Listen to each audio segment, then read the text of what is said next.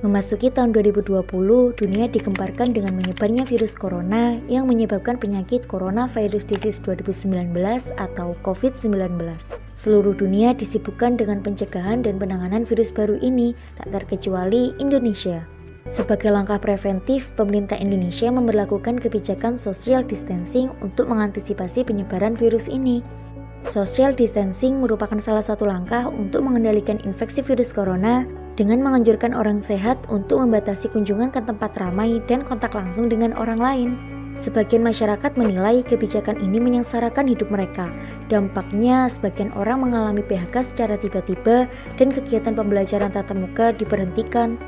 Hal ini juga dialami oleh Caca, seorang siswa SMA yang terpaksa menghentikan aktivitas-aktivitasnya karena adanya virus corona. Bagi Caca, COVID-19 adalah musibah besar dalam hidupnya.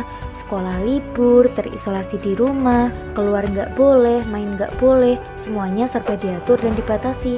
Sudah terhitung 4 bulan, Caca terpaksa diam di rumah sejak diterapkannya karantina.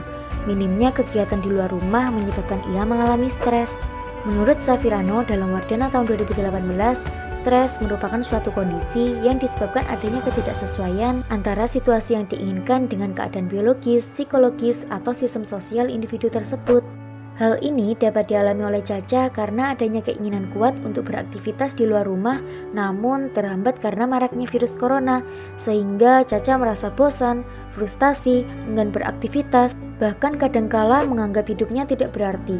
Gejala yang dialami Caca disebut hipostres. Menurut Wardana tahun 2018, hipostres merupakan ketidakadaan stres, bisa juga diartikan kebosanan yang ekstrim. Hipostres dapat disebabkan karena seseorang pertama mengalami kebosanan dalam jangka waktu yang panjang, yang kedua merasa tidak ada sesuatu yang menantang dalam hidup, yang ketiga merasa hidupnya terasa biasa-biasa saja atau datar, dan yang keempat tidak memiliki motivasi untuk melakukan sesuatu. Sebagai dampak dari hipostres yang dialaminya, Caca seringkali merasa minder, tidak berguna, dan merasa kesepian. Kadangkala ia juga merasa dirinya mengalami depresi, sehingga ia melampiaskan dengan melempar barang-barang yang ada di rumah, marah-marah tiada sebab, hingga berusaha melakukan hal-hal yang membahayakan. Namun Caca tahu apa yang harus dilakukannya. Di antaranya, pertama cognitive restructuring, yang kedua journal writing, yang ketiga relaxation technique, dan yang keempat time management. Cognitive restructuring adalah mengubah cara berpikir negatif menjadi positif.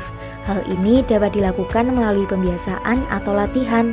Misalnya ketika selalu berpikiran negatif tentang adanya COVID-19, maka coba deh ubah menjadi lebih positif. Seperti adanya pandemik ini dapat membuat keluargaku berkumpul di rumah saja, jadi selalu tetap berpikir positif ya. Journal writing yaitu menuangkan apa yang sedang dirasakan dan dipikirkan dalam jurnal dan gambar. Untuk mengatasi kebosanan selama di rumah, kalian dapat menuangkan apapun pemikiran dan perasaan kalian dalam bentuk tulisan dan juga gambar. Hal ini dapat dilakukan dengan menulis dalam buku diary, menggambar di selembar kertas, membuat status di sosial media, dan lain sebagainya. Relaksasi teknik yaitu melakukan relaksasi, misalnya melakukan yoga dan meditasi. Relaksasi penting dilakukan untuk mengendurkan otot-otot dan syaraf-syaraf tubuh yang tegang selama berdiam diri di rumah. Untuk melakukan relaksasi juga sangat mudah loh. Kalian dapat membiasakan diri untuk melakukan relaksasi mandiri dengan cara menonton video tutorial relaksasi sederhana ataupun membaca buku-buku yang memuat langkah-langkah melaksanakan relaksasi. Dan tentunya harus dipraktikkan ya. Time management atau mengatur waktu secara efektif untuk melakukan relaksasi dan sharing dengan konselor maupun psikolog. Hal ini sangat penting loh. Ketika kalian merasa tidak mampu mengatasi hipostres secara mandiri, silahkan luangkan waktu untuk menemui konselor maupun psikolog. Jangan takut, menemui konselor atau psikolog bukan berarti kalian gila. Justru hal itu menunjukkan bahwa kalian menyadari betapa pentingnya meminta bantuan untuk kondisi kritis yang sedang kalian hadapi.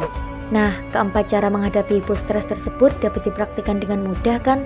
So, ketika kalian merasa mengalami hipostres seperti Caca, jangan hanya berdiam diri dan merenungi permasalahan tanpa melakukan apapun. Yuk hadapi hipostres dengan berani, kurangi rebahan dan menjadi orang kuat di tengah pandemik. Karena di tengah pandemik ini bukan hanya kesehatan diri yang perlu kita hargai, tetapi kesehatan mental dan juga hati. Salam sukses, hadapi hipostres.